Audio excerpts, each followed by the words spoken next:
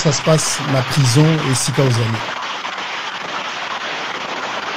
Non, la monnaie, quelque chose un peu d'étrange. On a sali déjà 7 jours, mais contrairement à Nicolaion, sur le lot, vers 2 heures, Yoki, Batrozo, porte ma casse, pensa, na fongola. Alors, on a tel 2 heures, banane, bazo, nous décliner identité, kaka na fongola porte. Mais na fongola porte, ne bino boza banane. Oh, fongola porte. Ce qu'on fongola tête, qu'on pompe, qui sont au goût. Fongola porte. Là, j'ai compris que donc, ça va tout madame, on a fongola porte. Mais, forcer porte au moins pendant 30 minutes, il y en a fongola. Donc, j'ai compris que les gens, tout ce qu'on a qu'à la prison pour me faire du mal. Alors, namoni kaka bazobimisa bato na pavillon nga nazali naza na pavillon 11 namoni bazobimisa bato mosusu natuni nga nazotikala awa balomino ozotikala mitokosala toya kozolo tokende kote tozokende baye kozwa ngai te. Alors, on a beaucoup de vivre, on a vivre ce qu'on. Donc, il dit que la nuit, on a quatre pavillon, vous avez moko, bien la quatre cellule, vous avez moko, mais ça n'a pas la batuyango, et bangisi au monde. Bon, on a évité ce qui va être abonné, je ne sais pas, mais en tout cas, on a évité.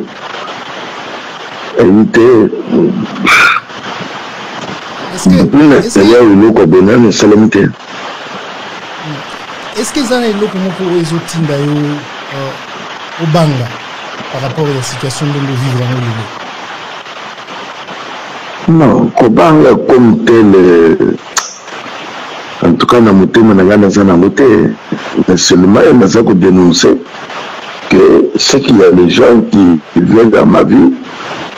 Puisque souvent font le local, je ne sais pas le niveau. Donc c'est qu'il y a les infiltrés dans la carte prison.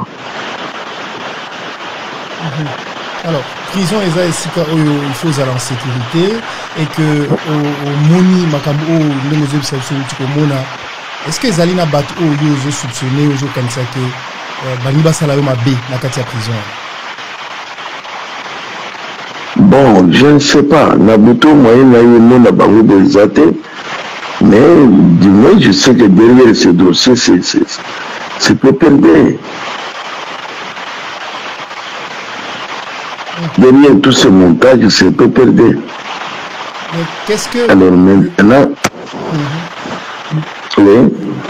Derrière tout ce montage, c'est PPRD. Mais qu'est-ce que le PPRD a à voir avec viol au bazo accusé na muto apporta qui plainte? Non, c'est pour la jeu les alukouta. C'est alukouta, va fixer audience, et c'est le même public. C'est le même public. C'est un montage. Et ça, dans le sens que, on a jugé qu'on a jugé, on a dit que devant le fait accompli, avant procès. Donc, on a dit que ma sur la plainte, et ça, mais pour le moment, je ne peux pas entrer en ça. Pour le moment, je préfère même que la carrière est fixée. C'est le juge. Le juge il apprécier vu les salamités.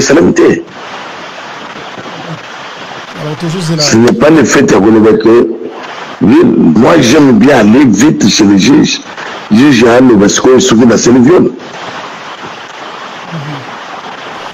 Mais me justifier devant les gens, non. D'accord, on comprend ça et c'est votre droit. Mais entre-temps, la situation où il y a les lots, est-ce que Meki ko benga va conduire à prison, Meki ko alerter bango, Meki ko ça la signe, est-ce que ba yebi que la minute oyo ozo craindre pour la sécurité na yo? Oui, na Meki ko benga libanda bato ba yebi numéro ya ba soda mwana nga moko yebi ba commanda ba bengi depuis wana ata moko akomi awa te. Il y a quelqu'un qui m'a passé le numéro du directeur de la prison. Alors, la BNP, ils ont sonné, mais n'évitez ce gars salali.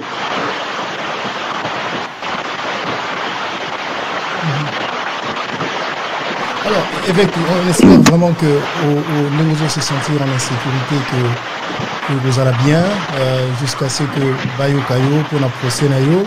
Mais pendant que vous êtes en prison, ils ont ça la déclaration de la famille à M. Laurent Désiré Kabila, de Ibrahim Kabila, que Aza pour soutenir Yo, Aza pour soutenir l'action Nayo.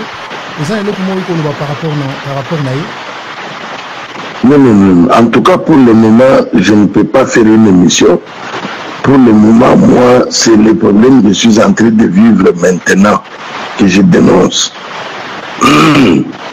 Moi, je dénonce quelque chose qui vient de la Mexico, mais m'amener à une émission, vraiment, je suis un peu désolé. Si vous pouvez me limiter, dénoncer ce que vous allez bien que m'amener à une émission, je ne pense pas que je peux le faire. D'accord, c'est votre droit le plus légitime. Je respecte ce droit. Mais je voudrais quand même, avant au Kende, au Lobanaba, peut-être aux gens comme Roloba, rapport à la Congolais, de ce peut-être, nous avons rapport à la sécurité,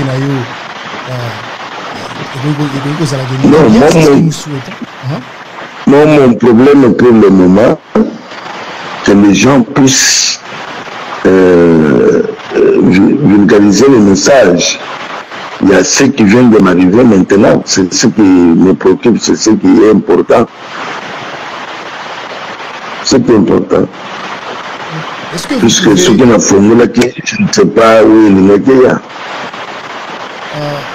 Est-ce que pour qui l'issue se peut conclure pour rappeler Bissot et l'opinion où il vivre le lot pour conclure un entretien à Bissot?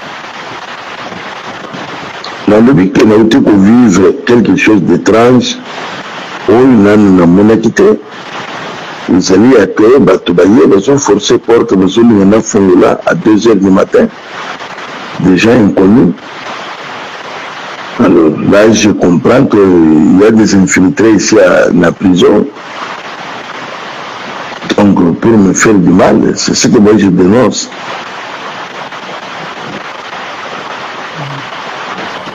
Ok, mais on espère que tout va bien se passer et que vous serez en protection.